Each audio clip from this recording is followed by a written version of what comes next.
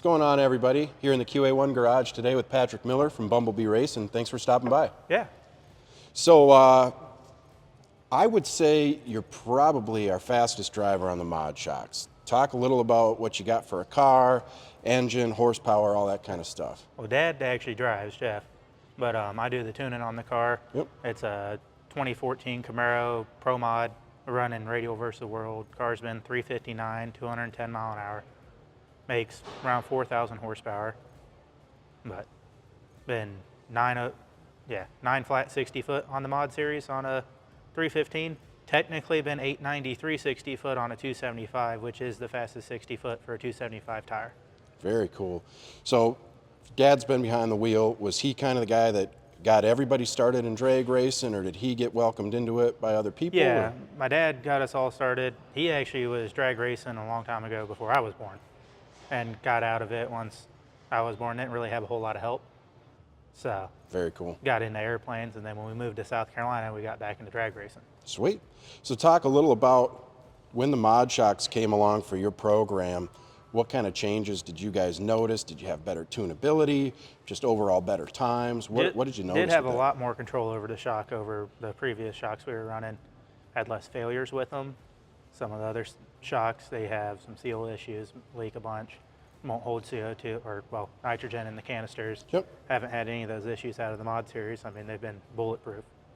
We ran the same set for, was it 4 years now? Wow, awesome. And so, I mean, yeah. they've been amazing. Yeah, we put them through the ringer. You know, all of our shocks, obviously on the assembly line, they get dyno tested to make sure they match a curve before we ship them out. But before we even get to that production phase, everything goes through durability testing and R&D, and we put them through the ringer with millions of cycles on them, try and find the weak point, and then we address it. So 4 years running hard like that is super, super impressive.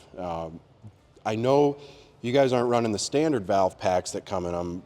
Part of the benefit to the mod shocks is the interchangeability of those valve packs. What do you guys have in your shocks right now? Oh, we've been running the firm valve pack in the 402. I have some cars, like the lighter weight nitrous cars, we end up running the standard valve pack just because they don't have as much load on the suspension. Sure. To help get it to extend. Yep. But it's always, I love to be able to change the valve pack on the car. Yeah, absolutely. It's Changing just them so simple. Yeah, super easy. 5 Allen screws for each of them. Also, making changes to the shocks is super easy. Do you guys do any tuning at the track? Do you have time to make adjustments to your high and low speed when you're there? Yeah, depending on how fast we're trying to go, I tighten or loosen the extension. The compression pretty much stays around the same unless we're on a really bumpy racetrack. Sure.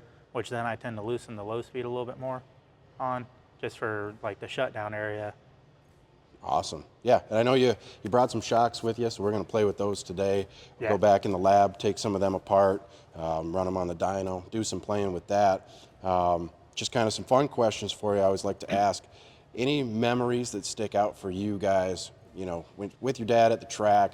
Any great success stories that stick out that you guys always like to talk about, fun stuff like that? Well, there's a bunch of stories of us at the racetrack. Yep. Some crazier than others, I'm sure. Yeah, actually, when we first put the Liberty in the car and went out there, we had an issue with the Bruno, and it stuck the band, nuked the band. Well, there's a video, Facebook, YouTube, one of them, of us using the trailer to press the input shaft out of the drum and press a new drum onto it. Very cool. That was a good one. Between that and me grinding camshafts at the racetrack from when we break a lifter. Yep. Yeah, there's been some good ones. Cool, man. Most of them end up in the winner circle. Yeah, absolutely. That's what we love about you. It's just kind of a do-it-all attitude, not afraid to get your hands dirty.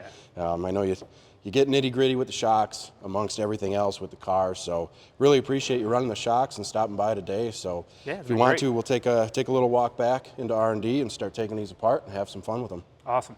All right. Well, thanks for stopping by, Patrick. And as always, if you guys have any other questions, feel free to reach out to us, calling our tech line, visiting qa1.net. And if you have any questions, reach out, and as always, go drive it.